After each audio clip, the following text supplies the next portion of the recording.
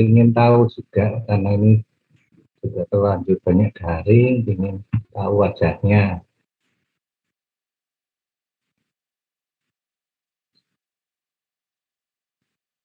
Ya,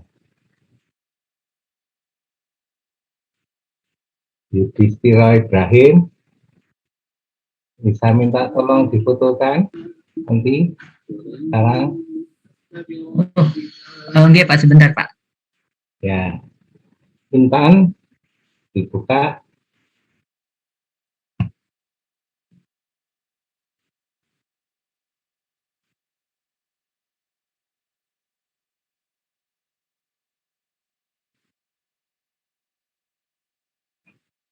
Bisnis Kausarisma itu aslinya dari mana?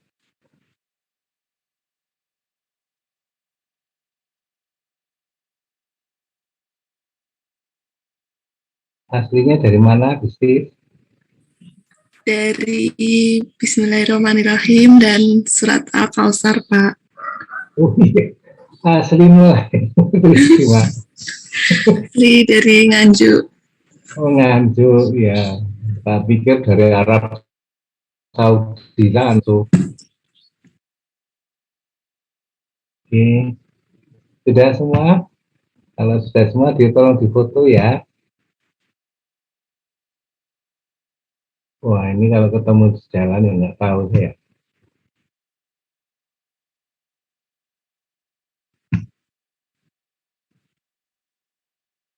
Ini masih di tempatnya masing-masing atau sudah di Malang?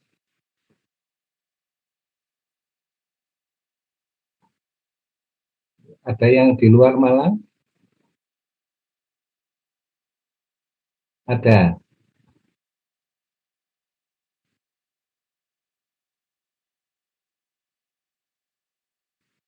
Oh, ada ya, oke. Baik.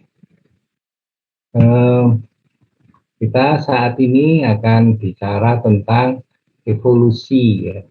Nah, evolusi itu pada dasarnya adalah sebuah pembicaraan yang pembicaraan ini tuh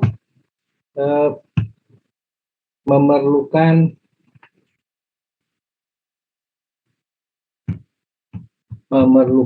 berbagai macam background. Jadi evolusi itu ditaruh di semester terakhir, dan Anda ini semester terakhir saya kira ya. Untuk S1 nanti diharapkan setelah itu tidak ada kuliah lagi, skripsi dan kemudian juga magang atau apa gitu ya dalam sistem kurikulum baru namanya MPKM. Nah, evolution is unifying theme in biology. Jadi kalau kita bicara biologi, itu otomatis akan bicara tentang evolusi. Mengapa demikian? Karena pertanyaan biologi itu kan apa itu kehidupan? Kalau dulu ada apa itu benda mati, apa itu benda hidup, gitu ya. Kalau benda hidup itu hanya bisa diketahui dari ciri-cirinya. Ciri-cirinya adalah misalnya reproduksi, bergerak, metabolisme, ya, kemudian apa irritability misalnya ya. Nah, itu adalah ciri-ciri benda hidup. Tapi kalau ditanya lebih dalam lagi bagaimana dia bisa bergerak, nah itu kemudian muncul berbagai macam cara melihat dan memahaminya dengan cara fokus pada aspek-aspek yang terkait dengan gerak, misalnya otot, gitu ya. Otot yang bergerak ternyata bukan otot saja, ada juga jantung, ada juga yang bergerak itu sel-sel di dalam tubuh juga bergerak, sehingga muncul suatu kajian yang lebih dalam lagi bidang biologi sel. Kemudian ada lagi di dalam diperdalam lagi, oh ternyata ada protein-protein tertentu yang bertanggung jawab terhadap proses gerak. Nah, protein-protein itu disebut dengan sitoskeleton. Sitoskeleton itu ada tubulin, mikrotubul, ada agen filamen, ada intermediate filamen gitu ya. Nah, kemudian lebih dalam lagi dilihat ternyata dari 3 macam protein yang bertanggung jawab pada gerak itu, molekul aktin yang bertanggung jawab pada filamen aktin itu ada mulai dari jamur sampai dengan manusia dan relatif tidak banyak berubah. Artinya secara genetik, sekuen genetika dan urut-urutan dasar purin pirimidinnya maupun asam amino penyusun protein aktin itu tidak banyak berubah dari jamur sampai manusia. Kalau begitu, kenapa ada juga protein yang berubah kayak mikrotubul, misalnya tubulin. Tubulin itu di jamur nggak ada, gitu ya. Tapi muncul kemudian. Nah inilah yang kemudian menjadi tema-tema yang dihubungkan dengan sebuah pembicaraan terkait dengan evolusi. Nah, karena gerak ini adalah bagian dari proses evolusi. Gerak dari sesuatu yang tadinya berada di dalam air, kemudian di darat. Kemudian di udara, ya, terbang misalnya. Atau di dalam tanah, gitu ya. Dia bisa membuat liang di dalam tanah, seperti itu. Nah, ini berhubungan dengan mekanisme proses gerak terkait dengan fungsi. Nah, ketika fungsi itu muncul, maka sistem biologi itu menghasilkan sebuah inisiatif mengembangkan hal-hal baru dari dalam tubuh kita. Jadi karena tuntutan fungsi maka akan terjadi sebuah usaha dari makhluk hidup itu untuk menjalankan fungsi itu. Nah, sebaliknya kalau kemudian fungsinya itu dihilangkan, ya misalnya, atau tidak digunakan, maka gen-gen tadi akan cenderung menjadi tidur atau tidak berfungsi, tidak berekspresi, tidak menghasilkan protein-protein. Ya.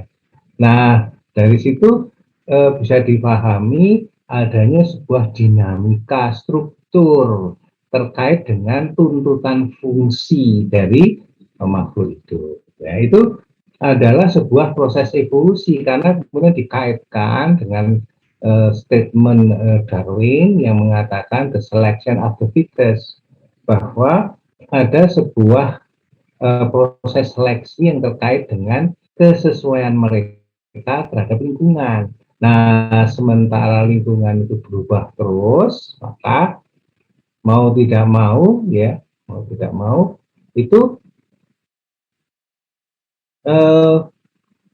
strukturnya juga menyesuaikan dengan perubahan lingkungan itu. Kalau tidak, maka dia tidak bisa hidup karena lingkungannya tidak support pada dia.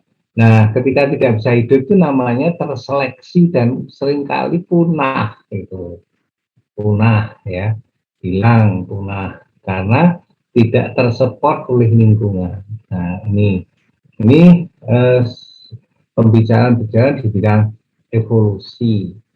Jadi evolusi kemudian menghubungkan pada berbagai macam pembicaraan, berbagai macam level pembicaraan di sistem organisasi biologi, misalnya di level populasi, di level organisme, ya, misalnya individu ini.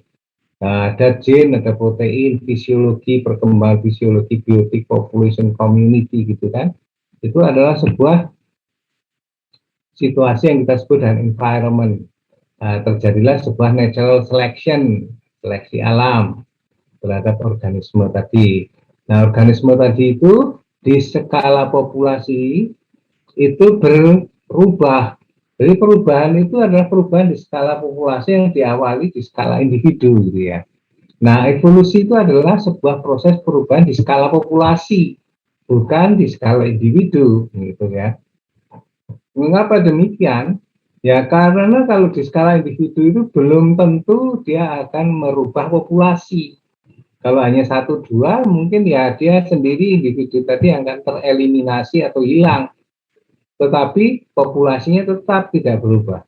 Tetapi kalau misalnya organisme individu tadi itu mengalami perubahan dan kemudian dia disupport oleh lingkungan yang juga berubah, sehingga yang lain-lainnya itu cenderung tidak tersupport, maka dia akan menjadi dominan dalam populasi tadi, sehingga populasi tadi berubah sifatnya dalam konteks populasi, kan di konteks individu ya. Jadi misalnya saja ada sebuah populasi, ada beberapa individu yang di situ dia misalnya bisa mengkonsumsi katakanlah biji-bijian yang agak gede, yang besar gitu ya.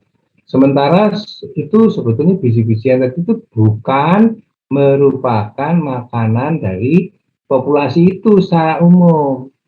Biji-bijian lebih kecil ukurannya dibandingkan yang beberapa anggota populasi tadi yang ternyata juga bisa makan biji yang lebih besar. Nah, ketika suatu lingkungan berubah, biji-biji yang kecil itu hilang atau menyusut jumlahnya, dan yang bertambah adalah mereka biji-biji yang ukurannya gede, maka yang anggota populasi yang dia bisa memakan biji-biji yang lebih besar itu menjadi lebih survive, dia beranak pinak, anaknya juga bisa makan biji yang lebih gede, sehingga dia menjadi dominan, sementara yang tidak bisa makan biji gede menjadi berkurang karena jumlah biji yang kecil-kecil juga berkurang, itu tidak terdukung oleh lingkungan dari sisi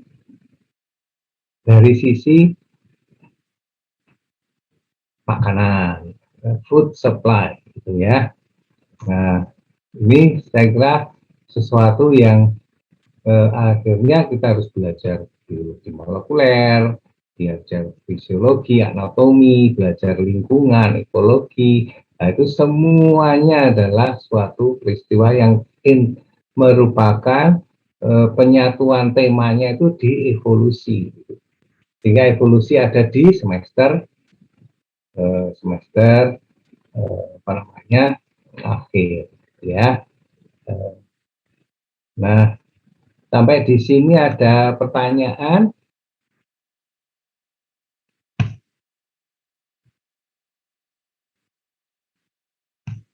Ada pertanyaan sampai di sini. Saya persilahkan. Ini esensinya di sini.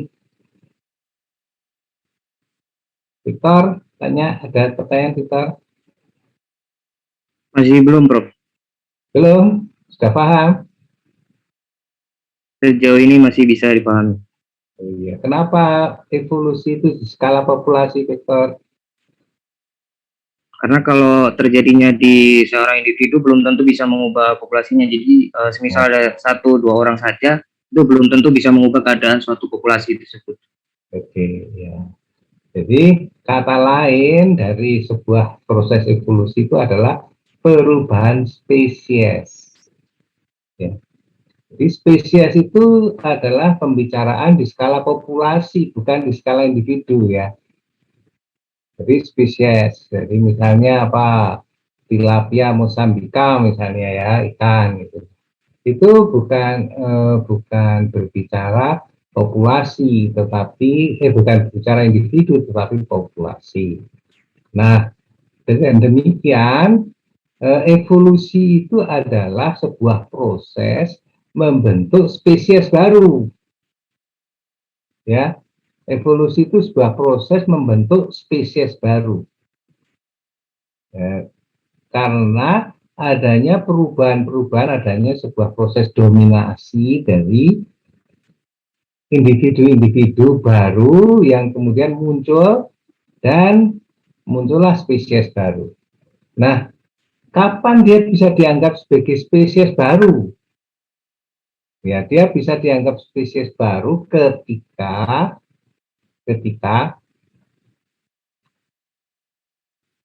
induknya itu, anaknya itu dikawinkan dengan induknya, tidak bisa beranak, jadi menjadi steril. Jadi spesies baru itu adalah spesies yang tidak bisa menghasilkan anak yang fertil ketika dikawinkan dengan leluhurnya. Ya. Jadi anaknya ya steril, tidak bisa punya anak lagi. Itu namanya spesies baru. Itu definisi spesies baru. Nah, kenapa manusia di dunia ini semuanya adalah Homo sapiens? Karena semua manusia di dunia ini kalau kawin, anaknya itu mayoritas fertil. Meskipun dia kulit hitam dan kulit putih, ya meskipun dia dengan orang yang terpencil gitu ya, di suatu tempat Eskimo gitu ya, yang itu ya tetap nanti kalau punya anak-anaknya itu fertil. Makanya manusia seluruh dunia itu Homo sapiens.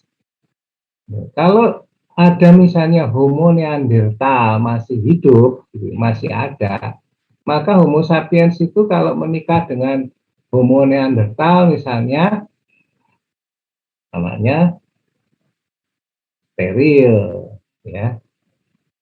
Jadi punya anak bisa, tapi steril, anaknya tidak bisa karena tidak ada kompatibilitas kromosom. Kromosomnya tidak memiliki compatibility. Bentuk struktur kromosomnya beda, sehingga dia tidak bisa membentuk yang namanya metaphase.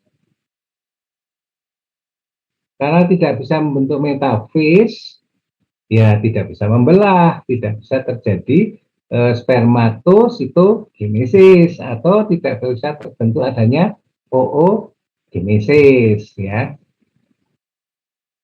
Jadilah kemudian dia steril, ya. Nah ini kan istilah-istilah seperti ini kalau belum pernah dengar kan nggak bisa mengikuti evolusi, ya.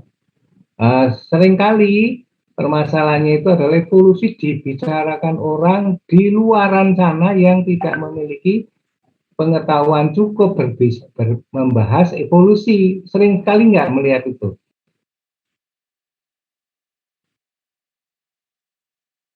Sering mendengar, Safira sedang lihat apa, Safira?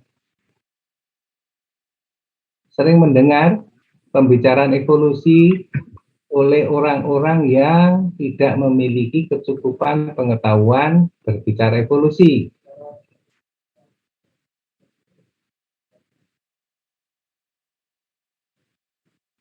Ada yang bisa cerita?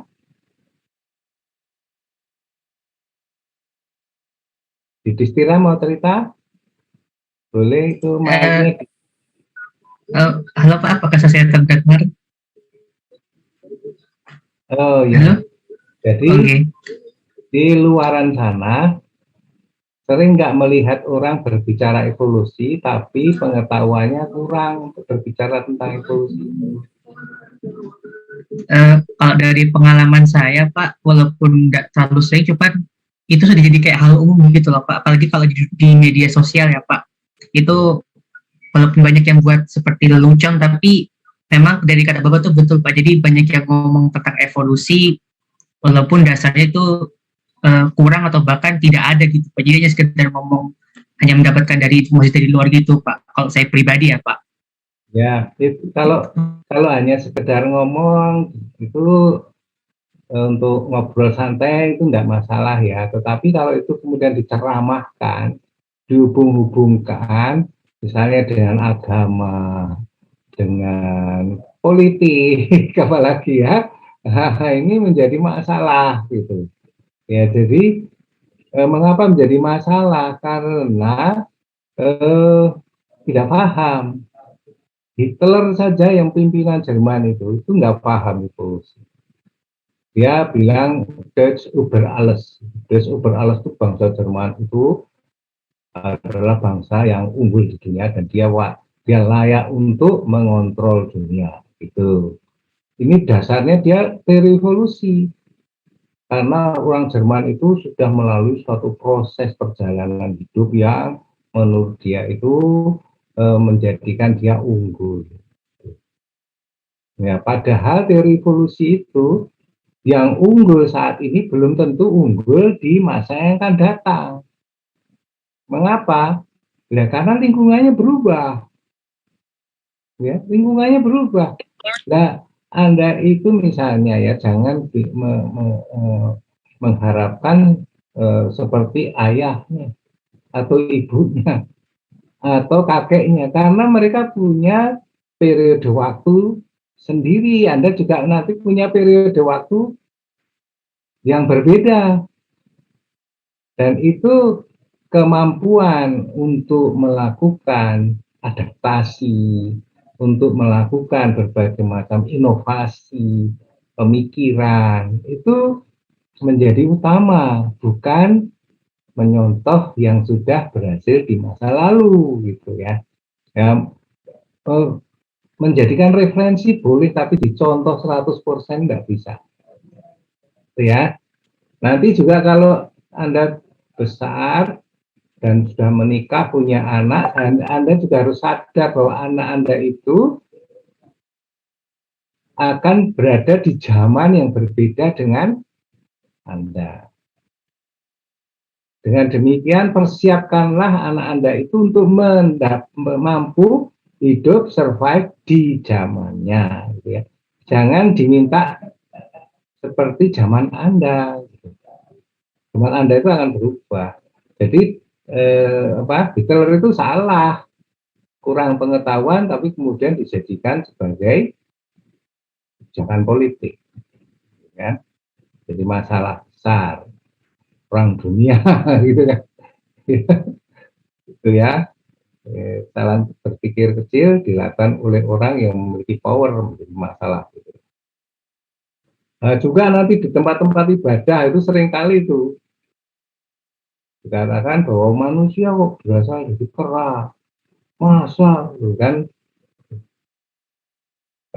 Kadang-kadang tersinggung di manusia dibilang monyet lu, itu tersinggung.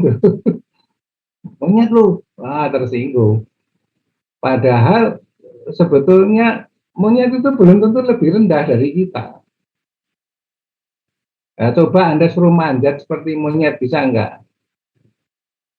Kan enggak bisa lah, dia dalam konteks itu dia lebih tinggi dari kita, gitu ya. Disuruh bergelantungan dengan ekornya, itu ada monyet yang pakai ekor itu ya. Ya, kita sendiri nggak punya ekor, ya kan? Atau ya kalau kita lihat bahwa tangan mereka itu juga kaki mereka itu sama-sama bisa dipakai untuk memegang. Jadi dalam banyak hal ya kita kalah. Tetapi di dalam banyak hal kita merasa lebih tinggi dari monyet. Dan seringkali itu yang paling repot itu kita menjadi merasa lebih ganteng dan lebih cantik daripada monyet. Padahal monyetnya belum pernah ditanya, kalau kamu sama manusia mau nggak kawin? Belum tentu mau. Dia maunya ya sesama monyet. Menurut dia monyet itu lebih cocok, chemistry-nya lebih dapat, ya. Mungkin dia bilang lebih cakep daripada manusia yang tidak punya bulu, gitu kan? Ya, pada suatu saat misalnya ya, pada suatu saat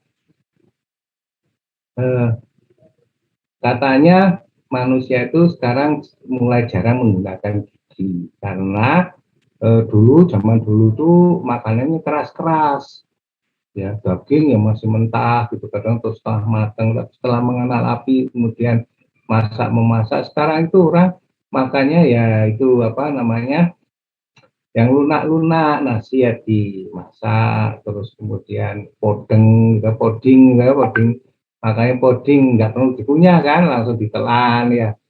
Nah, hukum biologinya bisa berjalan itu. Hukum biologinya apa? If there is no functions, there will be no structure. Jadi kalau kita tidak menggunakan gigi kita dalam kurun waktu sekian lama, maka manusia bisa kehilangan gigi. Nah, pada saat ini orang yang tidak punya gigi itu cantik kok enggak? Kalau Anda tidak punya gigi, nggak berani tersenyum ya. Kalau giginya putih, ya Puspa ya, gigi yang putih ya, senyum manis gitu. Ya, Lingga Dewi, senyum Lingga Dewi. Wah, senyumnya nggak kelihatan gigi. Itu berani senyum. Kalau nggak punya gigi, pasti nggak berani senyum tuh. Ya, tapi coba ya, bayangkan. Kalau nanti anak turun kita itu tidak mayoritas tidak punya gigi. Bayangkan ya, mayoritas tidak punya gigi. Orang yang tersenyum pakai gigi pasti menakutkan orang. Bisa bayangkan? Mayoritas nggak punya gigi. Terus kita datang dengan gigi kita ini tersenyum, wow, lari orang. Ya, karena apa? Tidak umum. Jadi cantik, chemistry dan sebagainya itu adalah kekinian, bukan sesuatu yang abadi, sesuatu yang relatif, ya. Jadi jangan pernah merasa cantik atau merasa cakep, ya. Karena itu hanya kekinian. Sebentar lagi sudah hilang, jadi tua sudah hilang, ya. Itu antara lain pelajaran evolusi, ya. Nah, banyak sekali hal-hal yang bisa dipelajari dari evolusi ini, sehingga evolusi itu menginspirasi banyak sekali bidang ilmu dan pemikiran. Tadi sudah saya sampaikan, Hitler, meskipun Hitler ini mengambilnya salah-salah karena kekurangan pengetahuan, karena hanya untuk kepentingan legitimasi kebijakan politiknya saja, gitu ya. Tetapi di bidang ilmu yang lain, dalam kajian-kajian bidang ekonomi, kajian bidang elektronika, kajian bidang kedokteran, bidang-bidang yang berhubungan bahkan psikologi dan kemasyarakatan, ilmu-ilmu sosial, itu banyak sekali yang menyitir konsep-konsep biologi. Salah satunya, if there is no function, there will be no structure. Jadi kalau kita ingin membuat sesuatu, jangan dibangun dulu sebelum ada kebutuhannya. Pernah melihat terminal mangkrak? Terminal dibangun terus tidak ada bis ataupun kendaraan yang mangkal di situ. Pernah ada? Ya, di daerah Pare sana itu ada itu. Antara Papar sama Kediri itu ada terminal mangkrak. Jadi dibangun, tapi fungsinya tidak dipertimbangkan sebagai target utama atau pemikiran utama atau latar belakang pembuatan terminal itu. Jadi dibuat, setelah itu tidak berfungsi. Anda pernah kepingin sesuatu, HP misalnya, pernah? Pengen ya, HP sing canggih itu pengen ya. Nah, itu tapi sebelum kepingin, Anda itu harus memilih gambaran fungsinya. Untuk Anda itu apa fungsinya? Kalau Anda tidak memiliki gambaran itu, jangan sekali-sekali beli HP-nya. Karena HP-nya nanti hanya untuk WA, SMS, foto-foto, selfie gitu ya. Padahal Samsung itu sekarang sudah membuat HP untuk tujuan sebagai teman diskusi. Dengan koneksi dengan internet, dia bisa jadi teman diskusi. Saya punya permasalahan nih. Keuangan saya bulan lalu seperti ini. Keuangan saya bulan ini seperti ini. Dalam bisnis saya seperti ini, kira-kira bulan ke depan sampai 3 bulan ke depan, itu keuangan saya kayak apa? Itu bisa diajak bicara kayak gitu. Nah, Anda punya rencana seperti itu enggak? Kalau enggak ada punya rencana seperti itu, jangan beli HP yang 21 juta itu. Ya, Muspro nanti, Muspro itu apa? Sia-sia, gitu ya. Nah, ini evolusi nih, teori evolusi ini dipakai nih. Nah, nanti kita juga akan berbicara selama satu semester ini tentang hal-hal seperti itu. Tapi juga ada pembicaraan-pembicaraan tentang teori-teori evolusi secara apa namanya itu eh, biologis ya. Misalnya dulu pernah ada hewan seperti ini berupa fosil, kemudian sekarang hewan-hewan yang hidup seperti ini. Manusia itu dulu seperti apa, dan hewan-hewan yang hidup seperti ini, anjing, kuda, dan itu dulu kayak apa. Nah, itu ada cerita-ceritanya, termasuk juga tumbuh-tumbuhan. Jadi nanti kuliah ini akan selain saya sebagai koordinator kuliah evolusi, nanti ada Bapak Profesor Dr. Jati Batoro, ada Bapak Profesor Dr. Amit Setioloksono, ada Bapak Dr. Nia Kurniawan.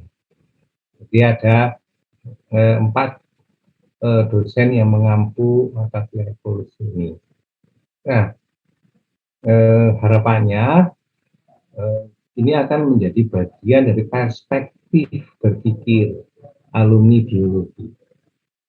Seperti saya katakan tadi, karena ini diacu oleh banyak sekali bidang ilmu, maka Anda dimanapun Anda bekerja, kalau Anda menggunakan perspektif ini, Anda akan bisa mencetuskan beberapa ide yang kadang-kadang tidak terpikirkan oleh mereka-mereka yang tidak belajar biologi.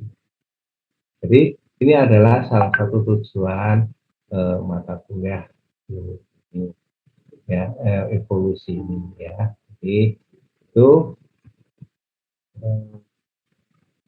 mungkin ada pertanyaan sampai di sini.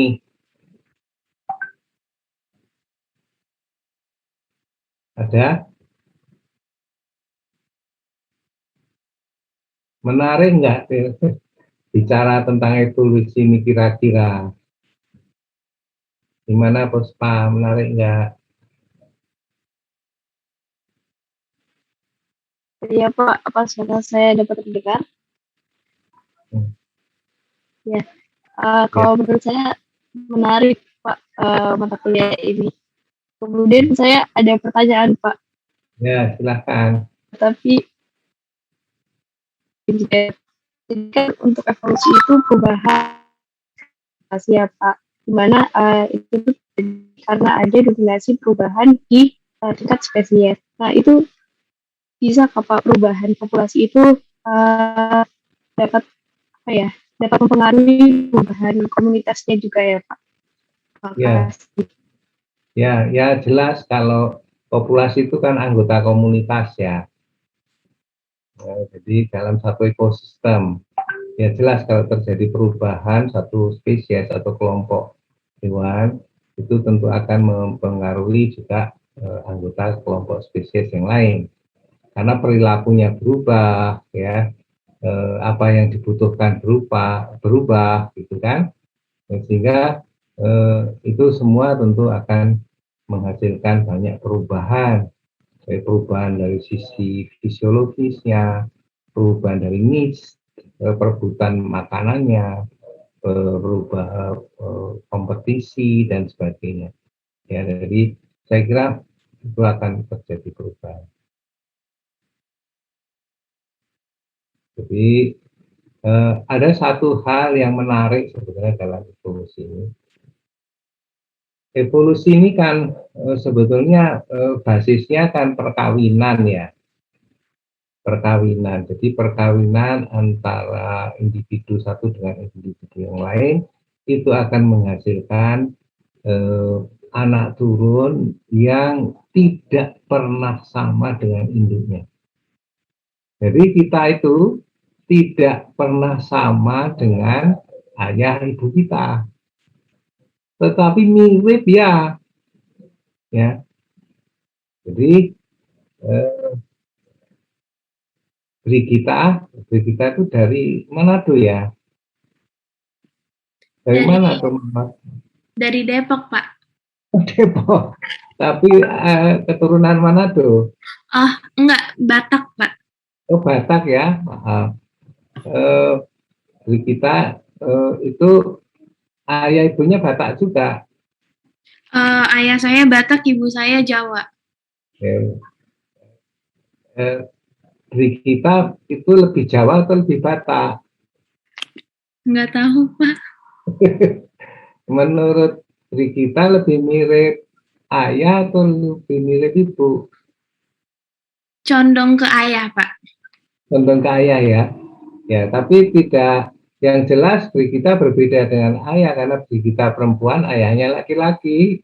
Ya, Ya. itu yang jelas. Tapi sebetulnya sesama perempuan pun, misalnya anaknya perempuan, saya mengatakan saya mirip ayah saya gitu. Itu hanya mirip.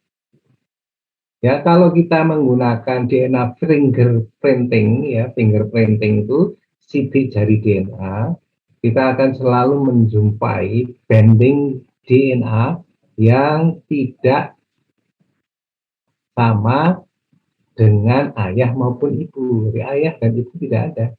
Atau ayah ada, ibu nggak ada. Ibu ada, ayah nggak ada. Jadi kita menjadi kombinasi antara ayah dan ibu, ya kan? Nah, dengan demikian anak turun itu selalu berbeda dengan orang tuanya. Nanti kalau punya anak, dia berbeda dengan orang tuanya. Berarti makin lama, makin terjadi sebuah proses perubahan yang berbeda. Ya, saya punya foto dari ibu saya, orang tuanya ibu saya, orang tuanya ibu saya, orang-orangnya ibu saya. Tadi pakai buyut-buyut sampai 16. Wah, saya punya fotonya. Yang dari nomor 1 sampai nomor 8 itu berupa gambar. Di gambar nggak ada, itu teknologi fotonya nggak ada. Yang lainnya itu berupa foto. Itu saya melihat bahwa saya itu berbeda sama sekali dengan nenek moyang saya. Jadi berubah. Anak turun itu selalu berubah. Nah, inilah yang kemudian membuat tren terjadinya sebuah proses evolusi. Jadi proses evolusi itu adalah perubahan bertahap dari generasi ke generasi dalam waktu yang lama. Waktu yang lama itu apa? Ukurannya generasi. Ukurannya generasi. Kalau generasi kita itu kan tahunan ya, puluhan tahun ya. Tapi kalau bakteri, generasinya itu menit. Jadi bakteri itu bisa mengalami evolusi dalam ukuran jam.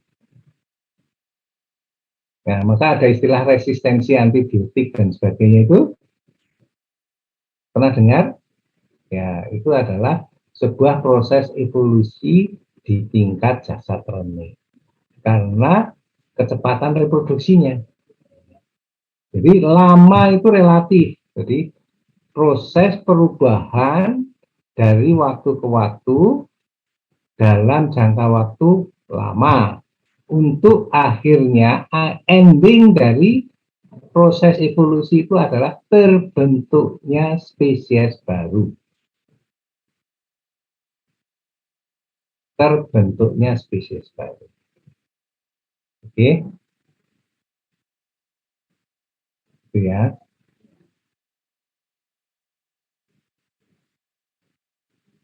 Jadi ada perubahan-perubahan. Lingkungannya berubah. Dan satu lagi yang harus diingat bahwa perubahan itu terjadi akibat dari salah satunya itu selain perkawinan adalah perilaku, lingkungan. Jadi ada proses perkawinan, ada perubahan lingkungan yang menyeleksi, dan ada perubahan akibat perubahan perilaku. Dulu bapaknya suka nasi goreng. Kalau anaknya kemudian sukanya kentang goreng, beda kesukaan ya. Nah, kesukaan itu termasuk perilaku. Perilaku itu dulu bapaknya itu sukanya sekolah, anaknya suka begadang, dan lakunya berbeda ya. Karena tuntutan hidup, anaknya jadi satpam, Iya kan? Dulu bapaknya nggak jadi satpam, sekarang anaknya jadi satpam. Zaman dulu nggak ada pekerjaan malam hari, sekarang ada pekerjaan malam hari. Jadi perubahan-perubahan yang terjadi itu bisa merubah perilaku kita dan bisa merubah sifat genetik kita, namanya epigenetika, ya kan?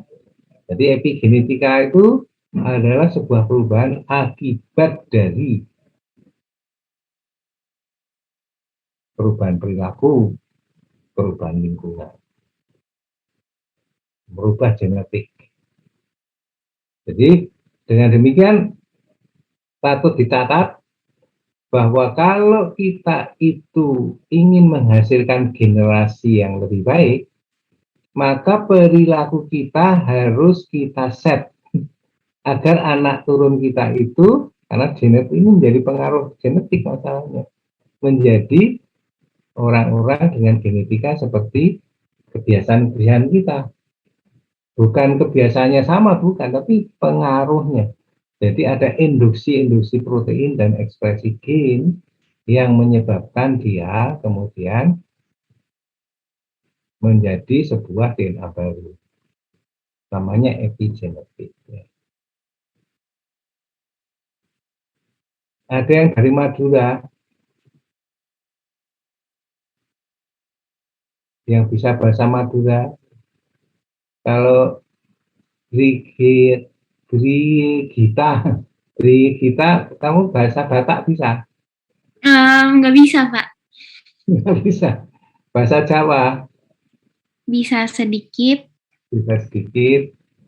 Bogor itu bukan Jawa ya, bahasa Sunda ya. Kalau ya di Depok bahasa Sunda sih, Pak. Jadi kalau di Depok bahasa Sunda sedikit, bahasa Jawa, bahasa Bataknya nggak bisa karena tinggal di Pulau Jawa ya. Tapi ayahnya orang Batak.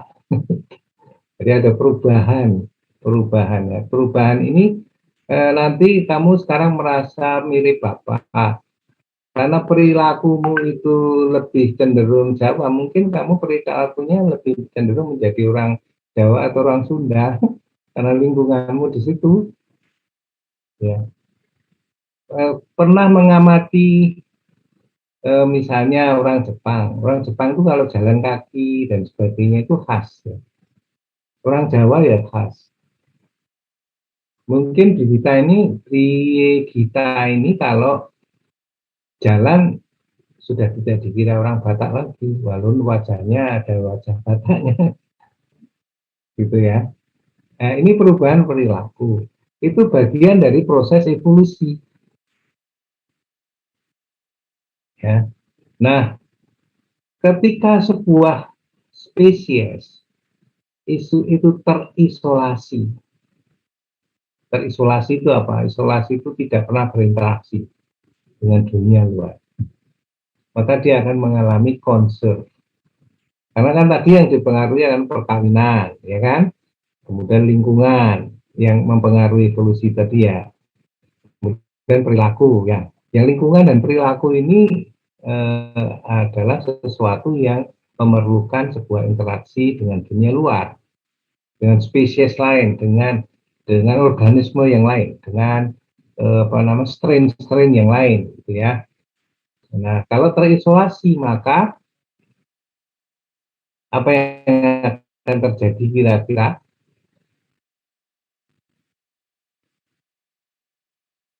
Kalau terisolasi apa yang akan terjadi?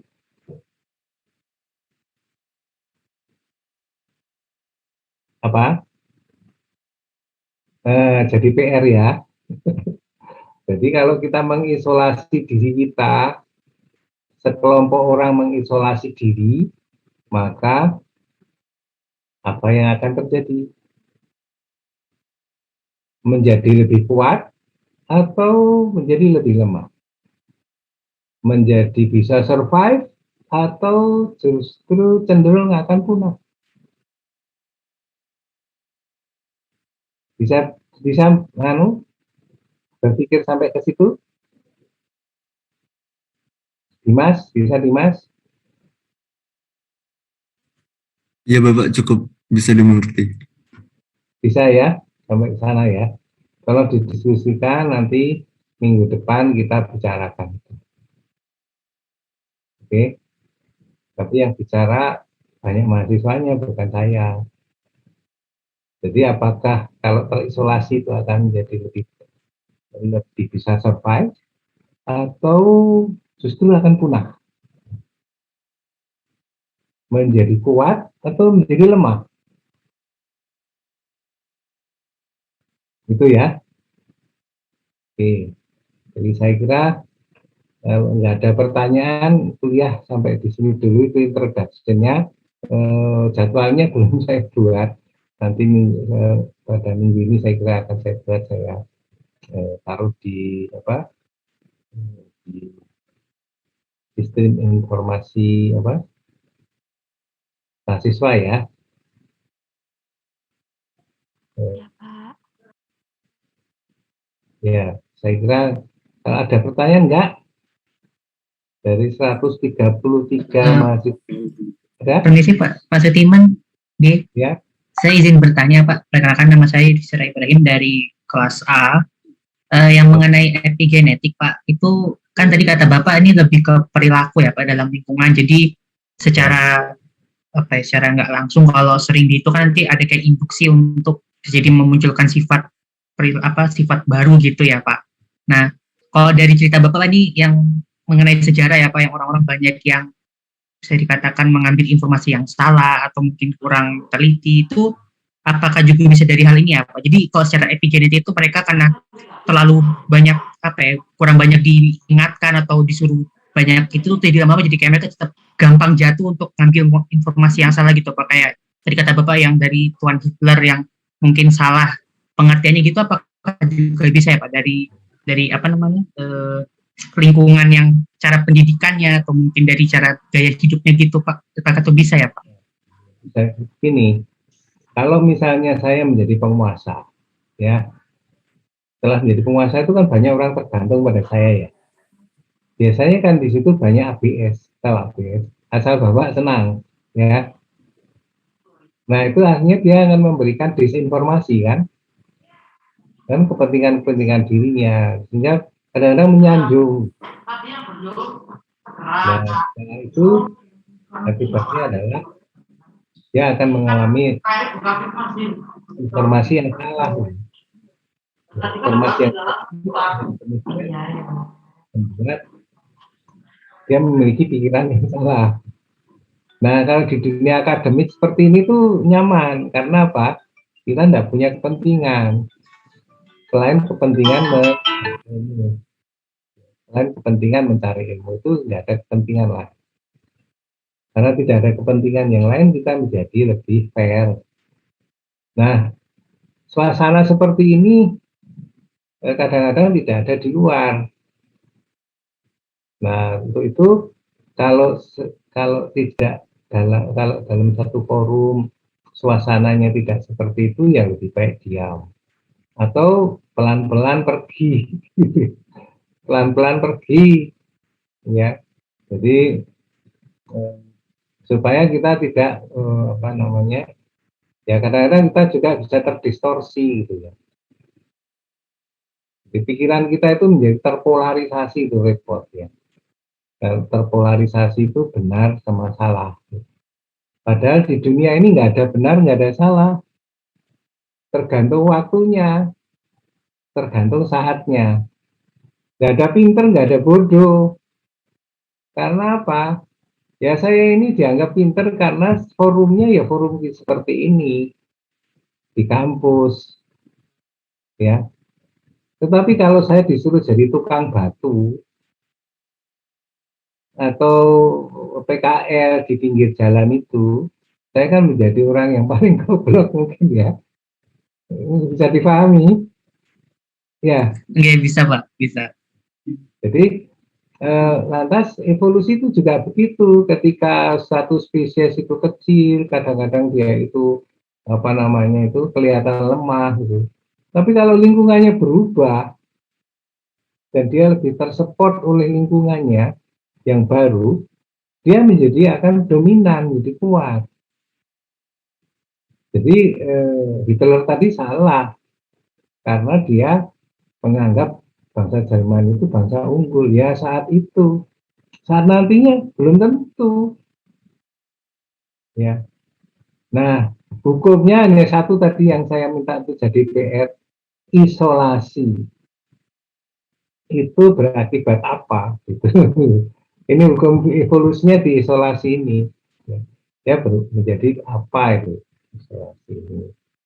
Nah, kalau kita lihat, ya, terisolasi itu tidak mesti harus berada di pulau yang terpencil atau di suatu wilayah yang terpencil. Belum tentu.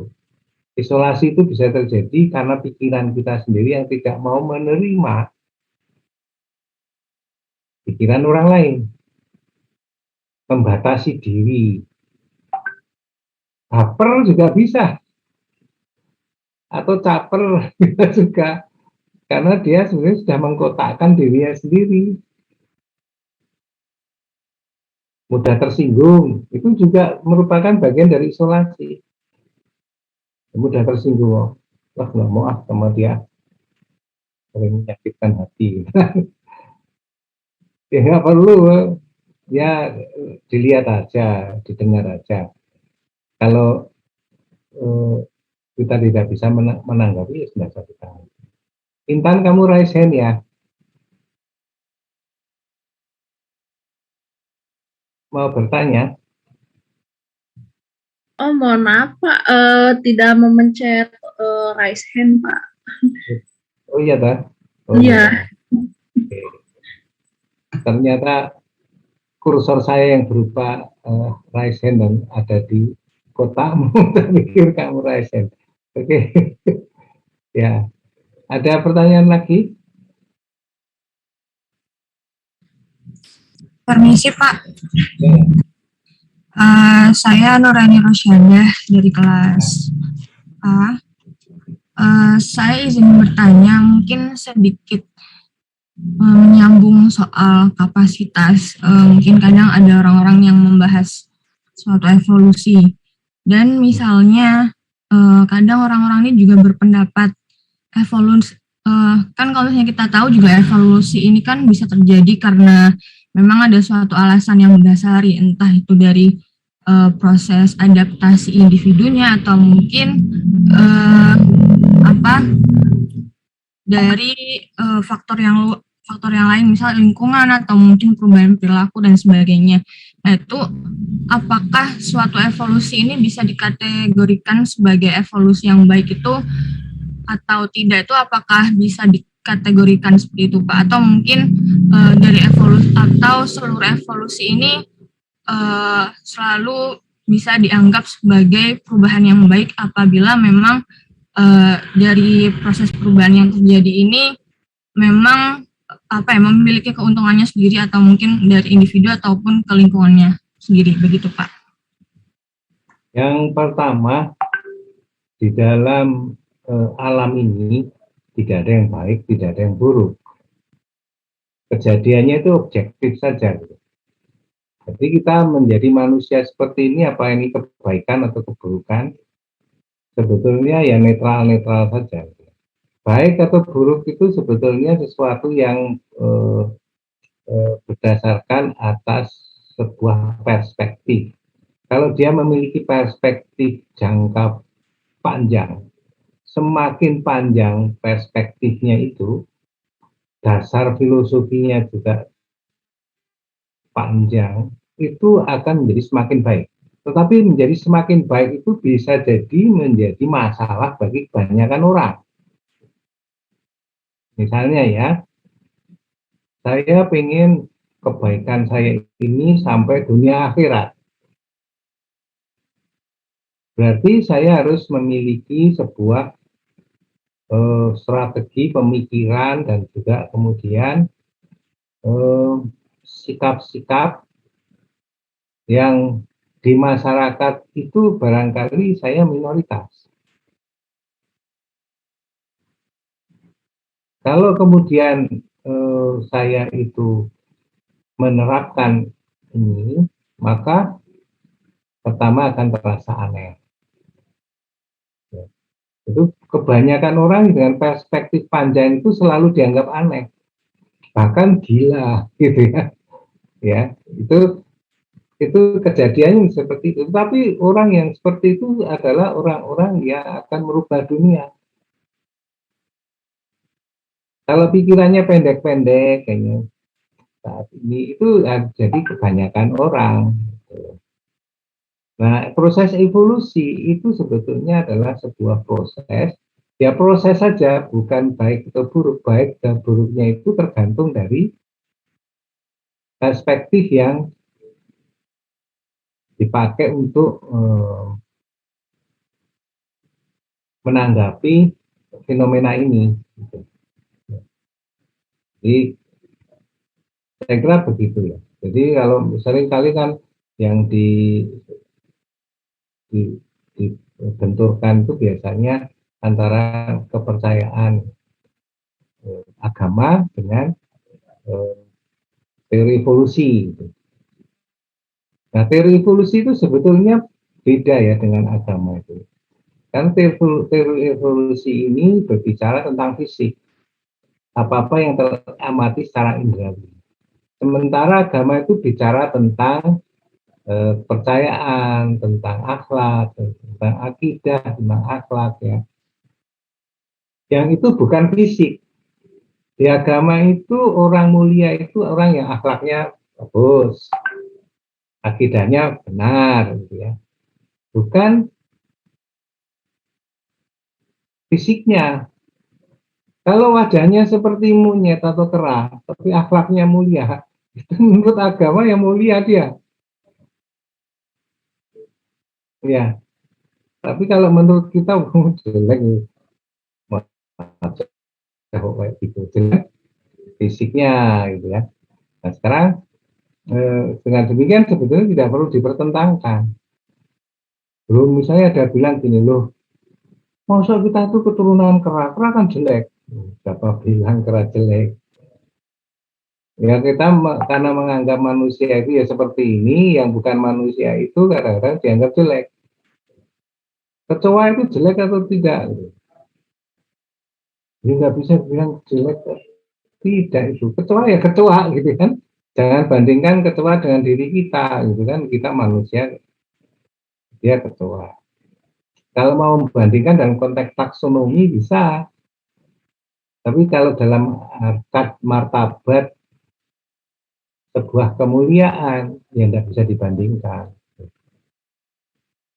Ya, jadi manusia ya diperbandingkan dan manusia dalam konteks kemuliaan itu. Kalau dalam hal ini kera ya mungkin tidak bisa berakhlak karena dia hewan. Tapi kalau dikatakan misalnya manusia, kamu seperti kera, itu sebetulnya yang disebut itu bukan wajahnya atau fisiknya, tetapi level akhlaknya, level kesadarannya kayak kera. Lebih parah itu kan, ya lebih parah. Saya pernah melihat petinju dulu, pertandingan tinju, orangnya serem sekali. Orangnya serem sekali. Saya kalau ketemu dia malam hari ini sepi itu, wah takut ini, gitu. Nah itu juga sesuatu yang menurut saya adalah sebuah perspektif. Jadi ini terus sadar ya, dalam bicara evolusi tidak bicara baik buruk, tapi bicara sebuah fenomena, gitu ya. Nah dari pengetahuan itu bisa kita pakai manfaatnya untuk sebuah kebaikan atau sebuah keburukan, gitu ya. Bukan evolusinya yang dibicarakan baik buruk, tapi memanfaatkannya itu menjadi sebuah kebaikan ataukah keburukan. Gitu ya. Ada lagi pertanyaan? Jadi, Izin bertanya, Prof. Silakan, Seihan. Ya, perkenalkan saya Zahan Pahlevi dari kelas biologi B. Ya. Mungkin untuk pertanyaannya ini, Prof, kan evolusi itu terus berjalan, Prof. Apakah bisa dikatakan gitu atau mungkin evolusi itu bisa berhenti gitu, Prof?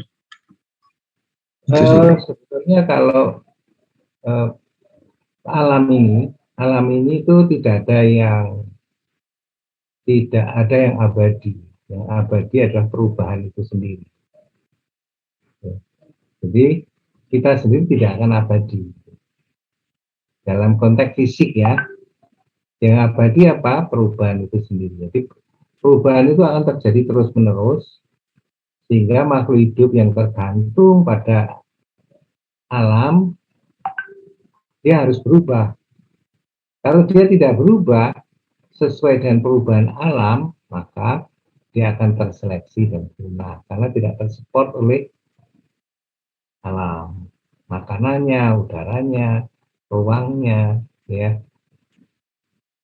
itu namanya sebuah proses evolusi. Oke. Dalam kasus katakanlah COVID-19 itu dulu ada strain Delta ya, sekarang Omicron ya. Nah, itu deltanya sekarang di mana itu?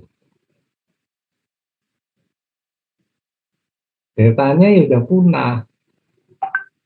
Mengapa punah? Ya dia menghasilkan anak turun yang bukan memiliki karakter delta lagi. Jadi mayoritasnya sudah menjadi virus yang tidak bersifat seperti delta. Jadi selalu akan ada majority dan kemudian punah. Tapi punah dari spesies itu atau strain itu. Anak turunnya ya masih ada, tapi sifatnya beda. Gitu ya.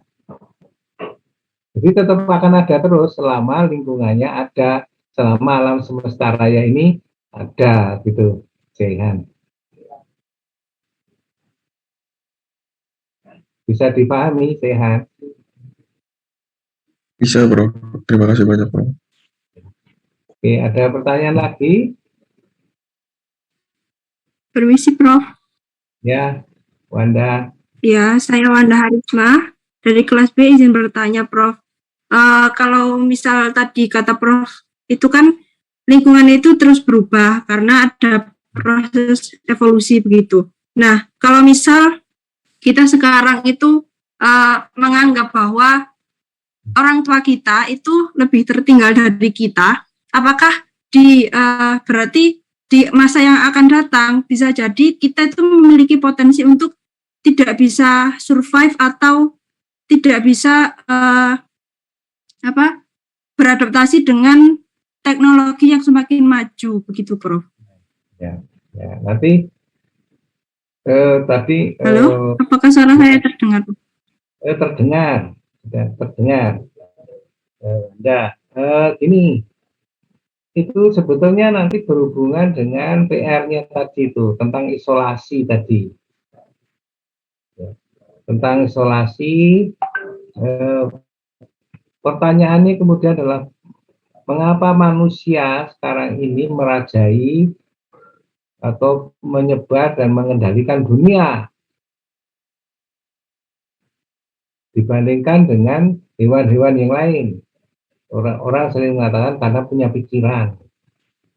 Tapi pikiran yang kayak apa?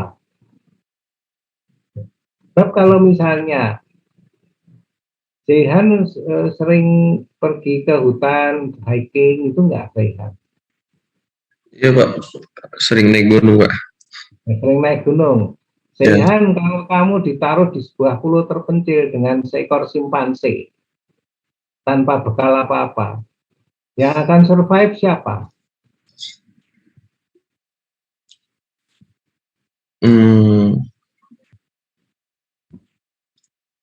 Mungkin dengan insting alamiahnya simpanse lebih mudah beradaptasi gitu, Pak. Tapi saya juga bakalan berusaha untuk survive gitu, Pak. Ya, tapi simpanse bisa manjat pohon, lebih terampil. Buah-buah yang di pucuk-pucuk dia mungkin dapat, kamu nggak bisa kali ya. Kita sebagai manusia akan kalah kalau dilepas di sebuah pulau terpencil dengan katakanlah simpanse. Karena dia bisa makan apa-apa saja. Bahkan barang kotor yang kita anggap kotor, kita mungkin jadi sakit perut, dia enggak.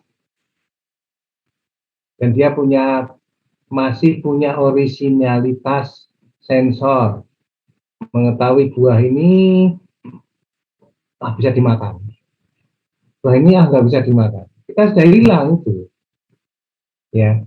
Nah, artinya kalau satu demi satu diperbandingkan, ditaruh di satu tempat, manusia itu kalah. Dan manusia bisa menang karena apa? Bukan pola pikirnya. Saya tadi mengatakan saya juga ingin survive. Tapi banyak orang dan Zehan sendiri yakin bahwa tidak akan menang dengan simpanse. Ya, bisa dipahami itu? Bisa dipahami? Nah, kalau bisa dipahami, manusia itu kira-kira bisa menghandle dunia sekarang seperti sekarang ini, membangun seenak pikirannya sendiri. Oh, ini mau tak jadikan pelabuhan, oh ini mau tak buat jalan tol, oh ini mau tak buat landasan pesawat terbang. Dia bangun seenaknya sendiri, tidak memperhatikan yang lain. Mengapa manusia bisa seperti itu? Ketika dia dihadapkan satu lawan satu, ternyata kalah. Itu dengan simpanse. Kalau dengan bakteri gimana? Lebih kalah lagi. Bakterinya bisa survive, bisa hidup, kita mungkin mati, gitu ya. Satu lawan satu. Ya. Dan kecoa gimana? Ya, lebih kalah lagi. Dia bisa nyelempit sana sini, kita nggak bisa. Yang ukurannya sama saja, katakanlah simpanse atau orangutan. Ya, orangutan sekarang itu mau punah. Tapi manusia kok enggak? Tapi dihadapkan coba dalam satu tempat di pulau terpencil, di situ ada hutan, orangutan dilepas di situ, kita juga dilepas itu satu lawan satu, menang mana? Ya, sehat ya. Bagi mereka yang suka trekking, suka hiking, mungkin akan bisa lebih memahami itu. Kalau anak perkotaan mungkin belum tentu bisa ya. Ada pertanyaan lagi? Itu nanti termasuk jadi bagian dari diskusi minggu depan ya.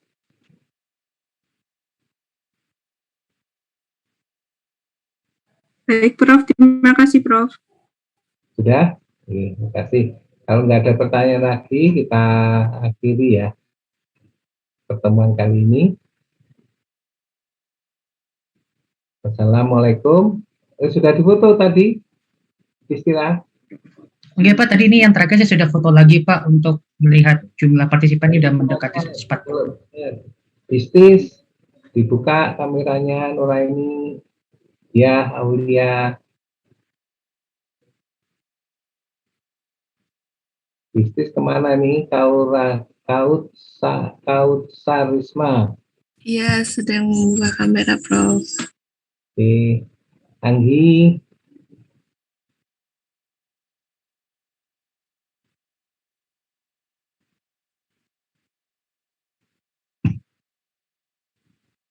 Ya. Sudah difoto? Selesai foto belum? Istirahat. Sebentar Pak, masih di layar ketiga Pak ini. Dan mohon ditunggu saya teman-teman. Bentar Pak.